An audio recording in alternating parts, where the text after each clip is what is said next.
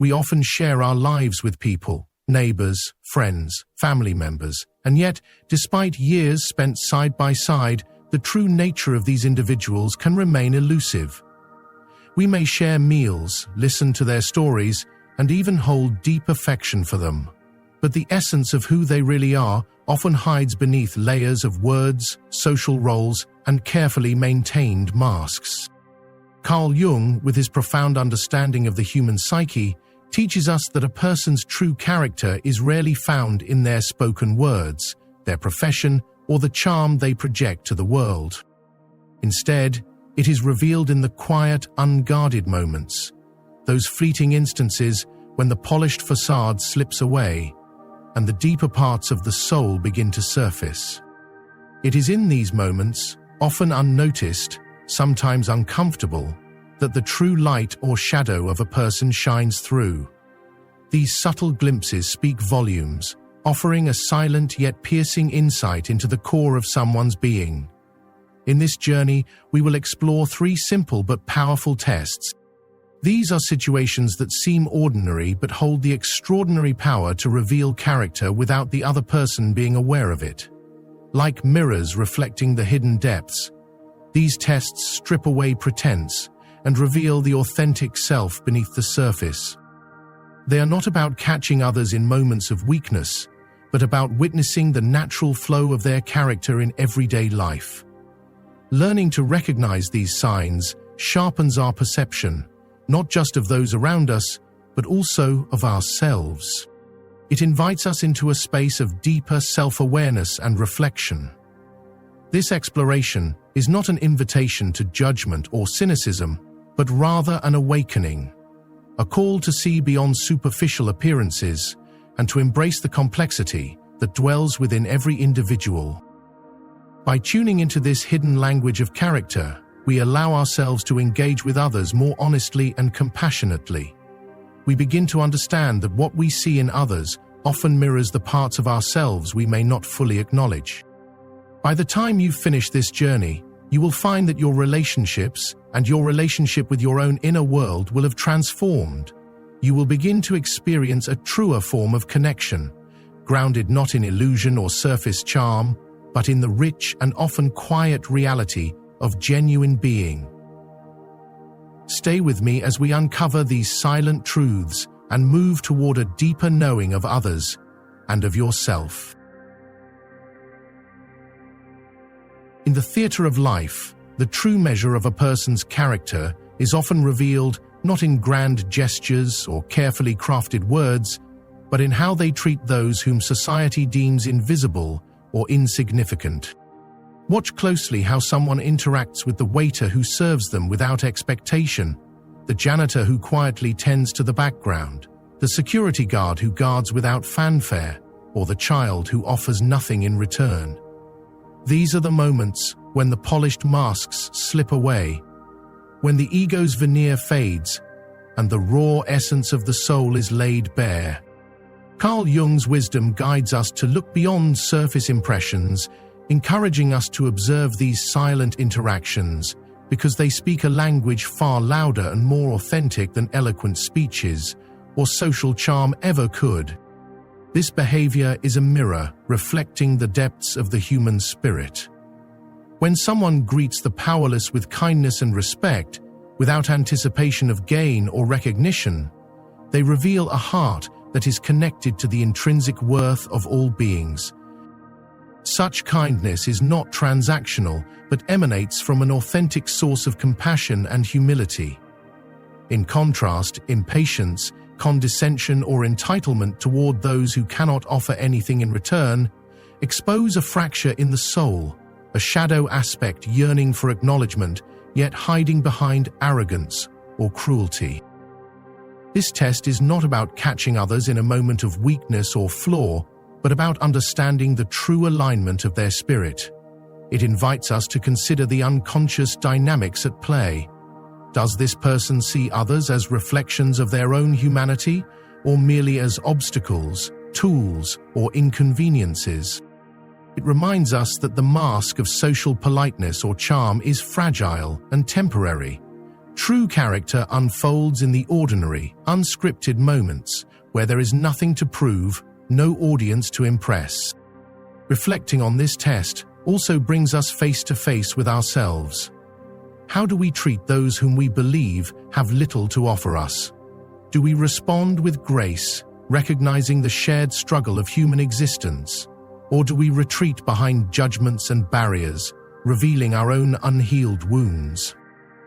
The way we engage with the seemingly powerless reveals our inner landscape, the shadows we carry, the empathy we cultivate, and the humility we embrace.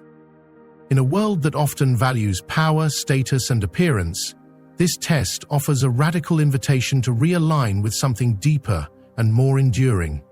It is a call to heal the fractures within our own character by extending kindness beyond convenience, by honoring the dignity of all souls, regardless of their place in the social hierarchy. Through this healing, we begin to dissolve the illusions that separate us, opening space for genuine connection and authenticity. By learning to see clearly in these quiet moments, we not only uncover the truth about others, but also illuminate the path back to our own wholeness. It is here, in the way we treat the unseen and the overlooked, that the roots of compassion and integrity grow deepest, transforming both our inner world and the relationships we build. This silent, profound test challenges us to rise above the superficial and to embody a character forged in kindness, respect, and true presence. You don't truly know someone until life tells them no, until the door doesn't open, the traffic won't move, the plan falls apart, or someone simply doesn't give them what they want. It's easy to appear kind and composed when things are going smoothly, when the script of life follows their preferences. But the moment reality withholds its favors, something deeper gets revealed. Their reactions in those small, frustrating moments speak louder than any words they've rehearsed. Do they erupt into blame? Do they raise their voice, lash out at the nearest target, or silently withdraw and punish with coldness? Or do they breathe, stay with the discomfort, and choose not to harm anyone just because they're hurting inside? That moment of pause is where true character begins to show, not as performance, but as essence. Because pressure doesn't build character, it unmasks it. When life blocks our path, the ego panics. It flares up in anger, clings to control, or collapses in helplessness. Most people aren't reacting to the situation in front of them. They're reacting to old, buried wounds that never learned how to handle disappointment. A traffic jam becomes a symbol of powerlessness. A rejection triggers the ache of being unseen. An unexpected delay becomes a threat to their worth. But here's the truth. Those who have done the inner work do not treat every no as a personal insult. They've learned to witness the feeling without becoming it. They don't pretend the frustration isn't there, but they hold it with awareness. They respond instead of react. And that simple difference shifts everything. It's not about being emotionally perfect. It's about being emotionally conscious. The ones who can stay centered when life is inconvenient, when people misunderstand them, or when outcomes don't go their way, those are the ones who have earned their calm. They have failed, fallen, and faced themselves enough times to know that not every closed door needs to be kicked down. They've made peace with uncertainty. They know that a moment of discomfort is not a crisis, but a mirror. They've stopped outsourcing their peace to other people's behavior. They've stopped needing the world to bend in their favor in order to feel okay. These people move differently. Their silence is not suppression, it's self-regulation. Their calm is not compliance, it's clarity. They no longer live at the mercy of their triggers because they've taken the time to meet the wounded places within them. They've chosen to become the parent their younger self never had. The one who doesn't abandon them when life gets hard. So instead of slamming doors or shutting down, they stay open to presence. open to accountability, open to grace even when it feels unnatural. And that's the test. Not how someone acts when everything is going their way, but who they become when life says no. Do they make you feel small in their frustration? Or do they rise in a way that makes you feel safe, even in discomfort? Watch closely. You'll learn more about a person in one moment of disappointment than in months of charm. Their reactions will tell you the truth their words try to hide. Because in that fragile space between the trigger and the response, the soul has a choice: to repeat or to rise. There is a voice that no one hears but them. It speaks in the quiet after failure, in the stillness of an empty room, in the silence that follows a mistake. This voice does not show up in public. It isn't filtered or rehearsed. It is raw. It is intimate, and it reveals everything. Because how someone speaks to themselves in the dark, when they're alone, when the mask is off, when the world isn't clapping, this is the truest measure of their emotional maturity. Most people know how to treat others with kindness. They've learned the scripts. However, their internal dialogue, when no one is watching, is where their real relationship with themselves is exposed, and for many it is brutal. When they fall short, they don't extend grace. They self-criticize. They relive their failures like punishment. They say things to themselves they would never dare say to someone they love, and they wonder why peace never stays. You can feel it in their energy, even if they never say a word. People who are harsh with themselves carry a kind of inner tension. They might smile, but their spirit feels tight. They might succeed, but their joy is muted. That silent cruelty turns into perfectionism, burnout, people-pleasing, or over-apologizing. It shows up in how they hesitate to ask for help, how they shrink after speaking their truth. They brace for rejection even before it happens, because when the voice inside says, "You're not enough," the outside world starts to reflect that belief back like a mirror. No amount of love from others can fully land when someone is at war with themselves. But those who have walked the long road of healing speak to themselves differently. They've failed and forgiven. They've fallen and still offered themselves a hand. Their inner voice is not void of accountability, but it is rich with compassion. They do not pretend they're perfect, but they no longer weaponize their own humanity. When they mess up, they don't spiral into shame. They listen. They learn. They remind themselves, "This is hard, but I am still worthy. This hurts, but I am still whole."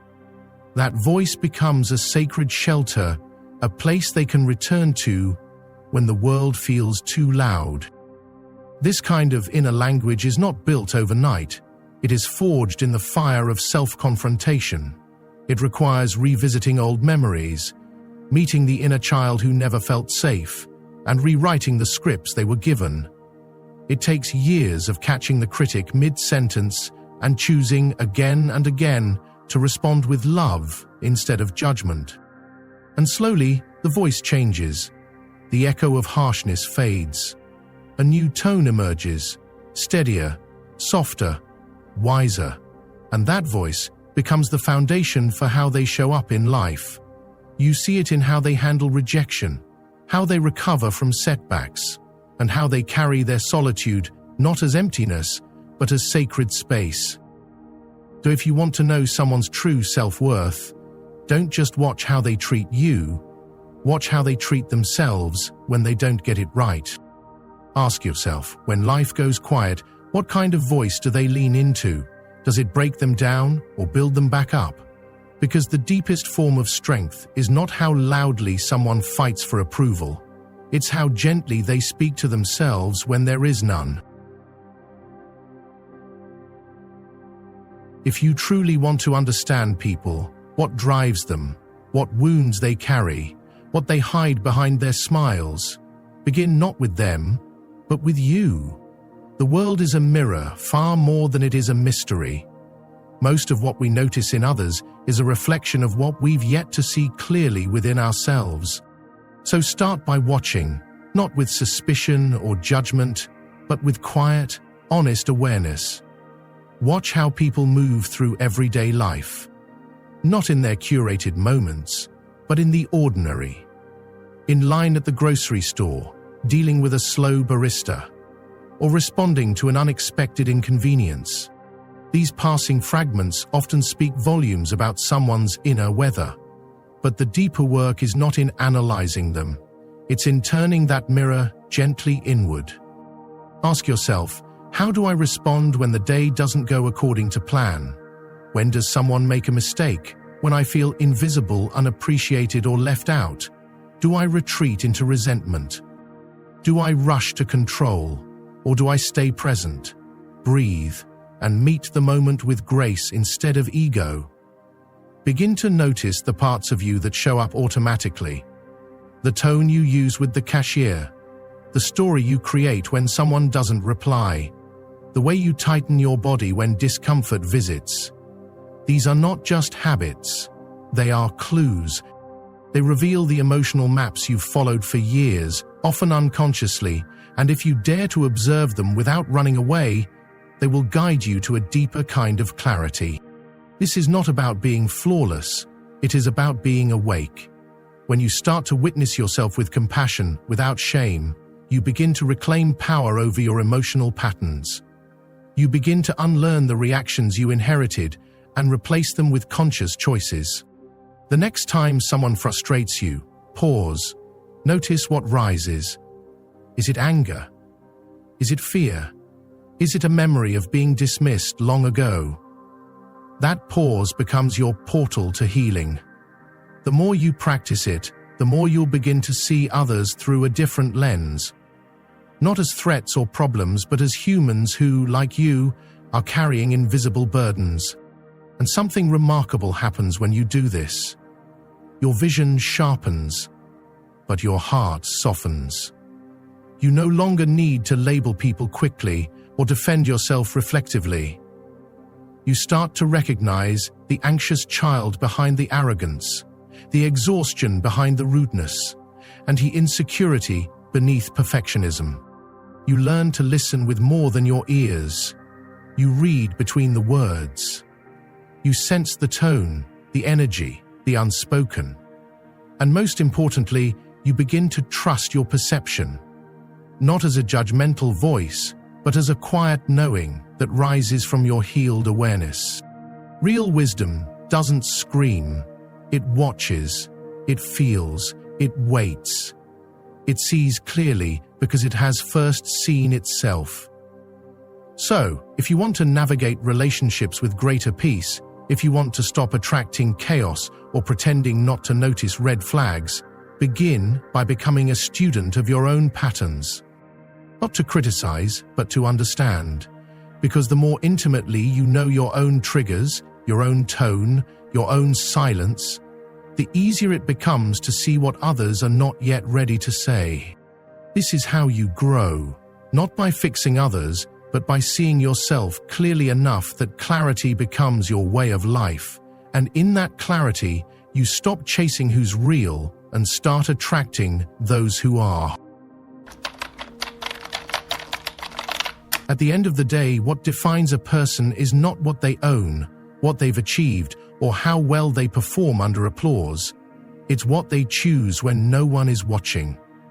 Not who they pretend to be, but who they return to when life is hard, when the lights are off, and when their soul whispers instead of shouts. That is where character lives, in the space between stimulus and response, in the pause before the words leave your mouth, in the silence where only you can hear the truth of your intentions. Every single day, life gives you subtle, sacred tests, moments that seem small on the surface, but carry profound spiritual weight. A long line when you're late, a loved one's careless words, a missed opportunity that stings more than it should, a night spent alone with your thoughts. These moments are the invitations, not to impress anyone, but to meet yourself. They ask, not who are you, but who are you willing to be right now? And the beauty is, You get to answer that question again and again. Character is not something you are born with. It is not fixed, inherited, or sealed by your past. It is sculpted, shaped, and refined through choice. The way you speak when frustrated, through how you treat people who cannot benefit you, the way you talk to yourself in the mirror after failing. It is built not through grand declarations, but in the most ordinary of choices. Do I react or respond? Do I defend or listen? Do I shame or understand? And if you're reading this with the ache of regret, if you remember moments where you yelled instead of paused, judged instead of understood, collapsed into self-loathing instead of self-compassion, take a breath. That does not disqualify you from growth. That does not define your worth. It simply shows you where the next doorway is. Because every failure of character is not a final verdict. It is an invitation. An invitation to rise, to return, to begin again from a deeper place within. True maturity is not about never failing these tests. It is about recognizing when you do and being humble enough to learn from it. The most powerful transformation does not come from perfection. It comes from reflection. When you sit with yourself after a mistake, when you examine the energy you brought into the room, when you ask yourself with honesty, did I show up from fear or from love? That is where real strength is forged. And the more you choose presence over reaction, the more that inner strength becomes your resting place, not just a performance under pressure. As you move through the world, remember this. The way you handle your own shadows determines how you see others.